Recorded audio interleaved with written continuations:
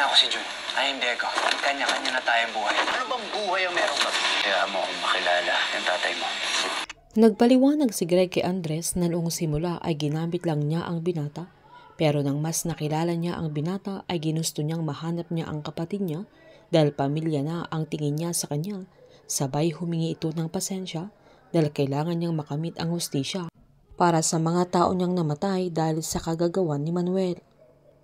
Agad tinanong ng binata kung ano ang plano ni Greg dahil pagkatapos niyang siya ang gamitin niya ay gagamitin na naman niya ang kapatid niya. Nangako naman si JB na hindi masasaktan si June at hindi madadamay ang pamilya niya dahil malinaw na ang target nila ay si Manuel Aguinaldo dahil siya ang magdadala sa kanila sa mga Elcano. Sinabihan sila ni Andres na wag nilang idadamay si June at maniniwala siya sa kapatid niya na kung ano ang sinabi niya na mabuting tao si Miguel. Sabay lumabas na ito ng sasakyan kaya hindi na napigilan pa nila JB at Greg. Habang tinanong ni Philip si Tomas kung nasaan ang asawa niya, na agad sinaad ng binata na hindi biro yung ginawa niya dahil tinali niya sila ni Gab sa isa't isa. Pinaliwanag ni Philip na hindi niya ito naiintindihan na ginagawa niya yun dahil tatay siya at gusto niyang turuan ng leksyon si Gab na agad tinawanan ng binata. Sabay sinabihan niya ang matanda na expert siya sa pananakit sa anak niya. Pinaliwanag naman ni Philip na hindi naman nagalit si Gab sa ginawa niya, sabay tinanong niya kung sino sa kanilang dalawa ang nagsabi ng sekreto ni Gab. Tinanong naman ni Tomas kung binablockmail lang siya ng matanda. Sinabihan siya ni Philip na ginawa lang niya yun dahil gusto niyang may mag-aalaga kay Gab dahil ramdam niyang may pakialam ang binata sa anak niya dahil kapag naibigay na niya sa anak niya ang lahat ng gusto niya ay mawawala na ito sa buhay niya at ang mahalaga sa kanya ay alam niyang andoon si Tomas para kay Gab. Sabay sinabihan niyang sunduin na niya ang asawa niya dahil may ibibigay ito sa kanya kaya agad namang sumunod ang binata.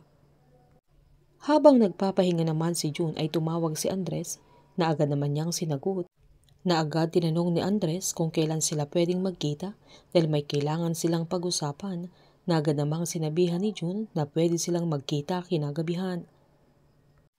Tinanong naman ni JB kung ano ang plano nila na agad sinabihan ni Greg na siya na muna ang bahala at mukhang hindi na niya maiiwasang masaktan si Andres kaya mas mabuting hindi malaman ni JB. Derechahang sinabi ni JB na masama ang kutob niya sa plano ni Greg. Sabay tinanong niya kung ano ang gagawin niya kay June. Nangako naman si Greg na hindi niya sasaktan si June kaya agad sinabi ni JB na aasahan niya yun. Pinaliwanag ni Greg na may mga desisyon na mahirap gawin na kung may tatamaan man ay ganun talaga, walang personalan.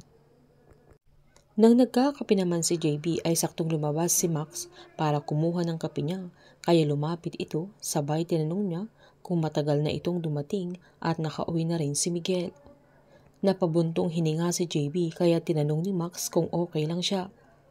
Pinaliwanag ni JB na si Manuel Aguinaldo ang kumupkop kay June kaya nagulat ang dalaga at sinundan nila ni Andres para malaman nila kung saan nakatira si June pero nakita sila ni Andres kaya nagalit ito sa kanila na agad sinabihan ni Max na talagang magagalit ang binata sa ginawa nila dahil alam naman nila kung gaano niya kamahal ang kapatid niya. Giniit ni JB na masasaktan si Andres sa mga mangyayari lalo't mas pipiliin niya ang hustisya kaya agad namang pinaalala ni Max na kung yun ang pipiliin niya ay malinaw na tratraidorin niya si Andres. Sa pagkikita naman nila Andres at June ay sinabihan niya ang kapatid niya na gusto niyang tumiranan sila sa iisang bahay sa lupang malapit sa kanila dati na mas tahimik at gusto niyang makausap sana kung sinong umampun sa kanya. Agad namang sinabihan ni June na ayaw niya na hindi dahil nagkita sila ay magbabago na yung buhay niya dahil gusto niya yung buhay na meron siya na hindi niya yun ipagpapalit dahil nakasama niya sila na kinagulat naman ni Andres. Mas pinili ni June si Manuel kesa kay Andres na mas matimbang na sa kanya ang umampun sa kanya kesa sa sarili niyang pamilya na ito ang kinagulat ni Andres. Painit ng painit ang mga tagpo, sabay-sabay po nating subaybayan ang advance episode ng Incognito dito lamang po sa aking channel. Patuloy lamang po manood, mag-likes at mag-subscribe para ma-update po kayo sa mga susunod na episode. Marami pong salamat.